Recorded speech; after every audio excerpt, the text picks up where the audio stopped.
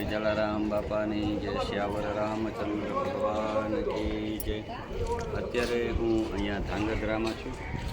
ધાંગધ્રા ગામ કે જ્યાં ધાંગધ્રાના મહારાજને જલારામ બાપાએ પડતો બતાવેલો 150 સૈનિકોને બાપાએ એક નાના એવા સુંદલામાંથી બુંદી ગાંઠિયા ખવડાવેલા। ધાંગધ્રા મહારાજે બાપાના ચરણમાં પડીને પ્રાર્થના કરી એટલે જલારામ બાપાએ એવી ઈચ્છા વ્યક્ત કરી કે તમારા ધાંગધ્રાના પથ્થર મને મોકલાવજો, અને એમાંથી વીરપુરનો જે કંટોળો છે એ બનાવેલો છે। આ ધાંગધ્રામાં બહુ સરસ જલારામ સેવા ટ્રસ્ટ ધાંગધ્રા તમે જોઈ શકો છો।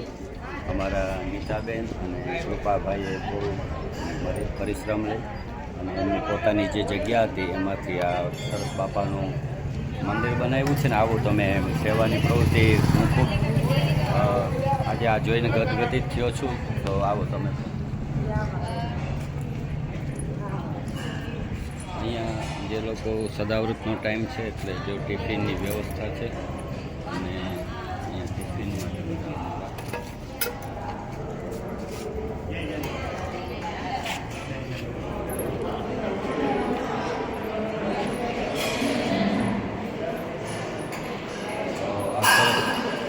હોલ બનાવ્યો છે, અને આમાં ઘણા બધા ભક્તો બેસી જાય। અહીંયા નિયમિત પ્રમાણે સત્સંગ થાય છે, બાપાના ભજન કીર્તન થાય, રોજનું સદાવ્રત ચાલે છે। રોજ બપોરે 12 વાગ્યાથી 2 વાગ્યા સુધી પ્રસાદ વેચવામાં આવે છે। આ બધી બાપાની વિધિવત રીતે પ્રતિષ્ઠિત કરેલી રામ દરબાર, જલારામ બાપા, શ્રીનાથજી, હનુમાનજી, ગણેશજી, શિવજી મહારાજ, તો આ બધી મૂર્તિઓની વિધિવત રીતે ગયા વર્ષે પ્રતિષ્ઠા થઈ, અને ગઈકાલે પાટોત્સવ હતો, પહેલું વર્ષ થયું। મારા ભગવાનના ચરણોમાં પ્રણામ કરીએ છીએ। અમારા નીતાબેન પણ અહીંયા હાજર છે। મારા નીતાબેન અને કૃપાભાઈએ આજે શ્રદ્ધાથી આ મનોરથ કર્યો છે, અને મેં તો એમની હિંમતને પ્રણામ કર્યા કે અવળો મોટો યજ્ઞ, અન્નપૂર્ણામાનો યજ્ઞ, વીરબાઈમાનો યજ્ઞ અને જલારામ બાપાની સેવા, તો આ મંદિર પણ એમણે પોતાની રીતે બનાવ્યું। અને સાથે સાથે તમે જુઓ કે કેટલા ભક્તો પ્રેમથી પ્રસાદી લે છે। એટલે રોજ આ 12 થી 2 વાગ્યા સુધી બધા ભક્તો પ્રેમથી જો પ્રસાદી લે છે। નાના નાના બાળકો છે, નાના મોટા બધા એકસાથે આવે છે, અને અહીંયા પ્રેમથી પ્રસાદ લે છે। આવતા જાય છે, જાતા જાય છે માણસો, અને પ્રેમથી જમતા જાય છે, બાપાનો પ્રસાદ લેતા જાય છે।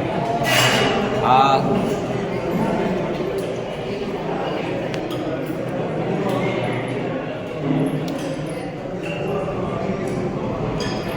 જે યજ્ઞ ચાલે છે એમાં નીતાબેનને હું ઓળખું છું। નીતાબેન મને રાખડી બાંધે છે ભાઈ માને। ગઈકાલે પાટોત્સવ નિમિત્તે અમે થોડો સત્સંગ પણ કર્યો, ભજન કીર્તન કર્યું, અને હું નીતાબેનને પ્રણામ કરું છું કે કોઈની પાસે હાથ લાંબો કર્યા વિના બસ બાપા ઉપરની શ્રદ્ધાથી આવડું મોટું આ કાર્ય નીતાબેન અને કૃપાભાઈ કરી રહ્યા છે। આ સદાવ્રતમાં ખરેખર આપણી આંખ ભીની થઈ જાય નાના નાના ગરીબ બાળકોને, છોકરાઓને જોઈને। અને આ સદાવ્રત માટે કોઈને પણ ભાગ લેવો હોય તો માત્ર ટોકન તરીકે એને રાખ્યા છે। આમ તો ખર્ચો ઘણો બધો મોટો છે, અને બાપાના આશીર્વાદથી જ આ પુરવાણ થઈ શકે। બાપાને વીરબાઈમાંના આશીર્વાદ ન હોય તો આ બધું કરી ન શકાય। આ એક ચમત્કાર જ છે બાપાનો કરતો છે, કેટલું સરસ કાર્ય એ કોઈ પણ જાતની અપેક્ષા વિના, મદદ વિના પણ અત્યારે આ યજ્ઞ કરી રહ્યા છે। છતાં કોઈને પણ જો આ અન્નદાન નિમિત્તે તિથિ લખાવવી હોય, અથવા તો કોઈને પણ જન્મદિવસ નિમિત્તે, કોઈ પણ પુણ્યતિથિ નિમિત્તે પણ અહીંયા અન્નદાન કરવું હોય તો પ્લીઝ નીતાબેનનો સંપર્ક કરો। મને ઓળખતા હોય આપ, મારો નંબર તમારી પાસે હોય તો પ્લીઝ મને પણ સંપર્ક કરજો, હું તમને ગાઈડ કરીશ। અને તમારે યથાશક્તિ જે પણ તમારી તિથિ નિમિત્તે કરવું હોય તો પ્રેમથી કરજો। અને આ યજ્ઞમાં આપણે પુણ્ય કમાવા જેવું છે, તો બધાને ખાસ વિનંતી છે કે અમારા નીતાબેનને ખૂબ મદદ કરો। અને અમારા નીતાબેનનું કામ બાપા તો પાર પાડવાના જ છે, આપણા બધાની ફરજ છે કે નીતાબેન નથી માગતા, પણ અમારી ઈચ્છા છે કે તમે બધા એને.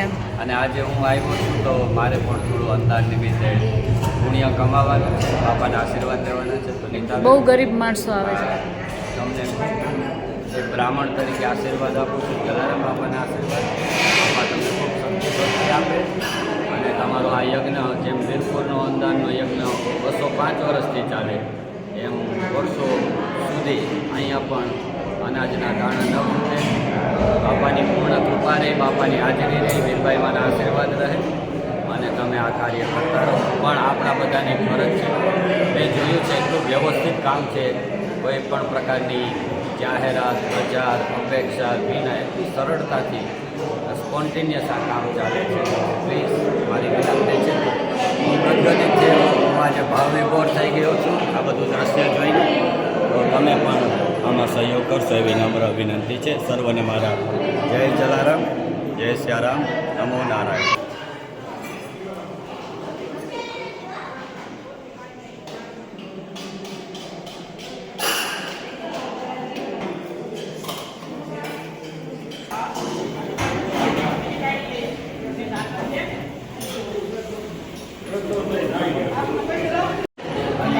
પીરસવાની રોજનું મેન્યુ હોય છે.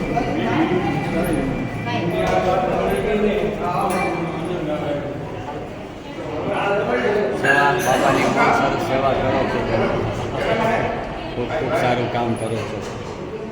કઢી, શાક, રોટલી, ખીચડી બાપાની, બુંદી છે, ખમણ છે, તો અહીંયાથી પીરસવામાં આવે. અને બહુ સરસ વાત એ છે, અહીંયા ટેબલ ઉપર તમે જોઈ શકો છો કે નીચે નહીં પણ ટેબલ ઉપર બધા પ્રસાદી લે છે. પ્રેમથી બાપાની પ્રસાદી ગ્રહણ કરે છે. જય જલારામ. શું નામ છે? કૃષ્ણા. વાહ, કનૈયો છે. તો અહીંયા જ રહે છે ધાંગધ્રામાં બાજુમાં ઊંચીવાડમાં. ભણે છે કે ભણી લીધું? ભણી લીધું. કામ કરે છે બાપા. અહીંયા વાસણ બધા સ્ટીલના વાસણમાં જમે છે. અને સિસ્ટમ જો કેટલી સરસ છે, બધી વ્યવસ્થા છે કે પોતાનું વાસણ બધા પોતાની રીતે ક્લીન કરી પાછા અહીંયા ગોઠવી દે છે.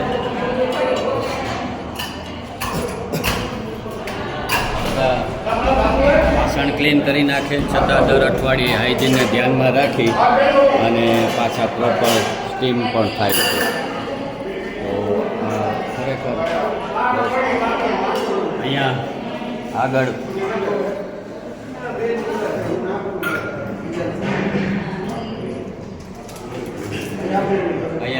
બેસન અને આરો વોટર પ્લાન્ટ, મિનરલ પાણી બધા પ્રેમથી અહીંયા લઈ છે. અહીંયા તમે જોઈ શકો છો કે આરો પ્લાન્ટ છે અને જલારામ સેવા ટ્રસ્ટ ધાંગધ્રા. કોઈ પણ હજી સુધી મેં કોઈનું પ્રાઇવેટ નામ નથી જોયું. તો અહીંયા બાથરૂમની પણ ફેસિલિટી છે અને ખૂબ મોટી વિશાળ જગ્યા છે, બહુ સરસ જગ્યા છે. અહીંયા કિચન તો છે જ, બહુ સરસ ચૂલાથી આખું એકદમ પ્રોફેશનલી અને સારી રીતે બધું તૈયાર કરેલું છે. હોલ પણ બહુ મોટો છે, અહીંયા ફંક્શન થઈ શકે એવી જગ્યા છે. અને ખાસ કરીને તો આ બાપાનું તેજ પણ બહુ સરસ છે. જો સરસ સેવા કાર્ય થતા હોય તો જો કેવા બાપા હસે છે. અને અહીંયા આવ્યો તો મને તો અમારું ગ્રીનફિલ્ડ જલારામ મંદિર જ યાદ આવી ગયું. બાપાનો ચહેરો જો કેટલો સરસ રાજી છે બાપા. બધા ભગવાન ખૂબ પ્રસન્ન છે. બાલકૃષ્ણ છે. તો ધાંગધ્રા જલારામ સેવા ટ્રસ્ટ આ મંદિરમાં જે કાર્યરત છે, ખાસ કરીને નીતાબેન કૃપાભાઈ, બાપા ખૂબ રાજી રહી અને ખૂબ ખૂબ સત્કાર્ય અહીંયા થતું રહે એવી બાપાના ચરણોમાં પ્રાર્થના સાથે સૌને જય સિયારામ, નમો નારાયણ. Thank you.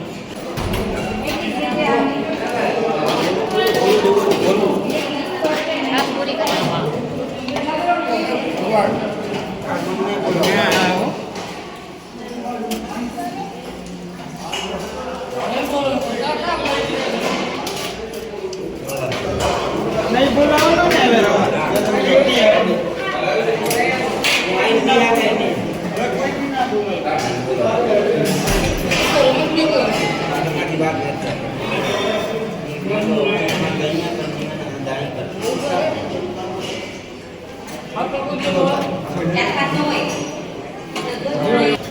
તમે રાયડું પાડો જાતી ટિફિનની સેવા છે કા અહીંયાથી